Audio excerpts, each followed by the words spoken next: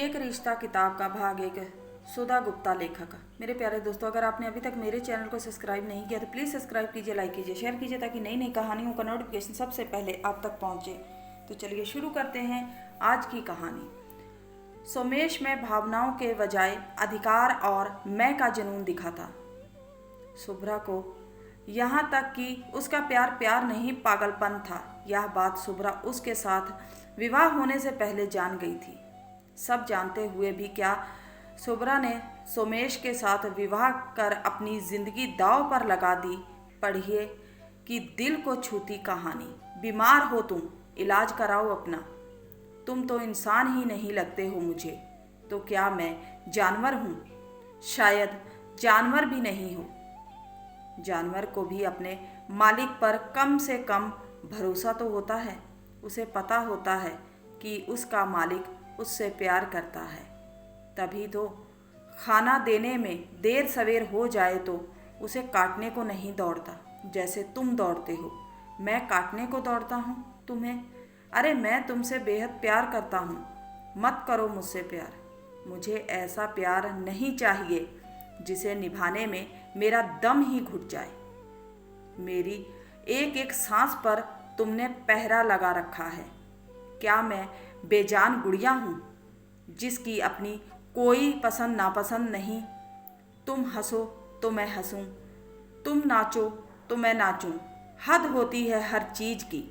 तुम सामान्य नहीं हो सोमेश, तुम बीमार हो। कृपया करके तुम किसी समझदार मनोचिकित्सक को दिखाओ। ऐसा लग रहा था मुझे जैसे मेरे पूरे शरीर का रक्त मेरी कनपटी में समाकर उन्हें फाड़ने जा रहा है। आवेश में मेरे हाथ पैर कांपने लगे। मैं जो कह रही थी वह मेरी सहन शक्ति समाप्त हो जाने का ही नतीजा था। कोई इस सीमा तक भी स्वार्थी और आधिपत्य जताने वाला हो सकता है, मेरी कल्पना से भी परे था। ऐसा क्या हो गया जो सोमेश ने मेरी पसंद की उस किताब को आग ही लगा दी? वह किताब जिसे मैं पिछले 1 साल से ढूंढ रही थी। आज सुबह ही मुझे सोमेश ने बताया था कि शाम 4 बजे वह मुझसे मिलने आएगा। 4 से 5 तक मैं उसका इंतज़ार करती रही। हार कर पास वाली किताबों की दुकान में चली गई। समय का पाबंद सोमेश कभी नहीं होता और अपनी ज़रूरत और इच्छा के अनुसार फैसला बदल लेना या देर सवेर करना उसकी आदत है, जिसे पिछले 4 महीने से मैं महसूस भी कर रही हूँ और मन ही मन परेशान भी हो रही हूँ, यह सोचकर कि कैसे इस उलझे हुए व्यक्ति के साथ पूरी उम्र गुजार पाऊंगी। कुछ समय बीत गया दुकान में और सासा मुझे वह किताब नज़र आ गई जिसे मैं बहुत समय से ढूंढ रही थी। किताब खरीद कर मैं बाहर चली आई और उसी कोने में सोमेश को भुनभुनाते हुए पाया। इससे पहले कि मैं किताब मिल जाने की खुशी उस पर जाहिर करूं, उसने किताब मेरे हाथ से छीन ली और जेब से लाइटर निकाला, यह कहते हुए उसे आग लगा दी। इसी की वजह से मुझे यहाँ इंतज़ार करना पड़ा ना। 10 मिनट इंतज़ार नहीं कर पाया सोमेश, और मैं जो पूरे घंटे भर से यहाँ खड़ी थी, जिसे हर आता जाता घूर रहा था अपनी वजह से मुझे परेशान करना, जो अपना जन्मसिद्ध अधिकार समझता है, और अपनी जरा सी परेशानी का यह आलम की उस वजह को आग ही लगा दी। अवाक रह गया सोमेश मुझे चीखते देख कर, जिसे पुनः हर आता जाता रुक कर देख भी रहा था और सुन भी रहा था। मेरा तमाशा बनाने वाला अपना भी तमाशा बनाना सह नहीं पाया और झट से मेरी बाँह पकड़ अपनी गाड़ी की तरफ बढ़ने का प्रयास करने लगा। बस सोमेश, अब और नहीं, इतना कहकर मैंने अपना हाथ खींच लिया और मैंने सामने खड़े रिक्शे को इशारा किया। रिक्शा पर बैठ गई मैं।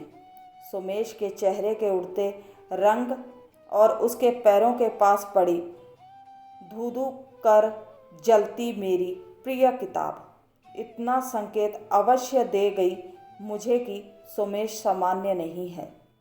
उसके साथ नहीं जी पाऊंगी मैं। पापा के दोस्त का बेटा है सोमेश, और उसे मैं इतनी पसंद आ गई थी कि सोमेश के पिता ने हाथ पसार कर मुझे मांग लिया था। जबकि सच्चाई यह थी कि सोमेश की हैसियत हमसे कहीं ज़्यादा थी।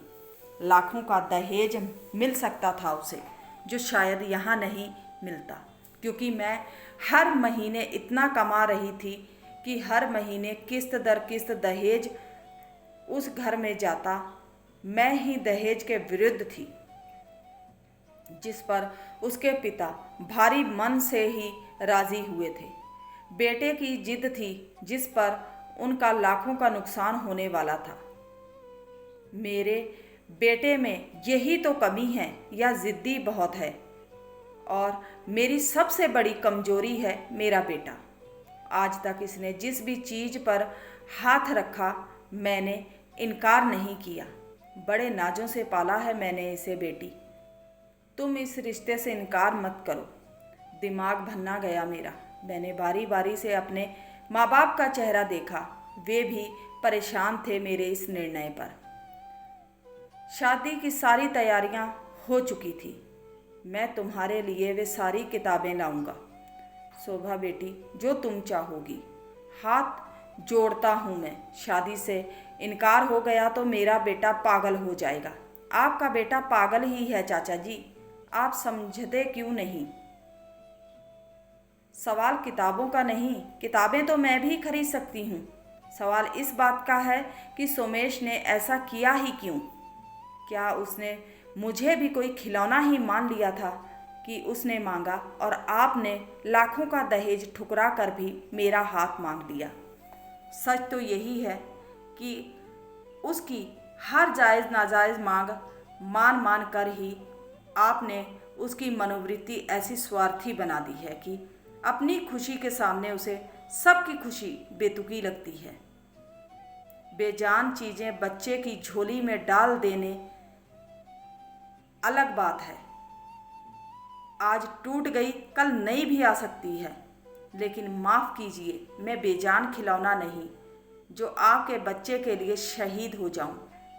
हाथ क्यों जोड़ते हैं मेरे सामने?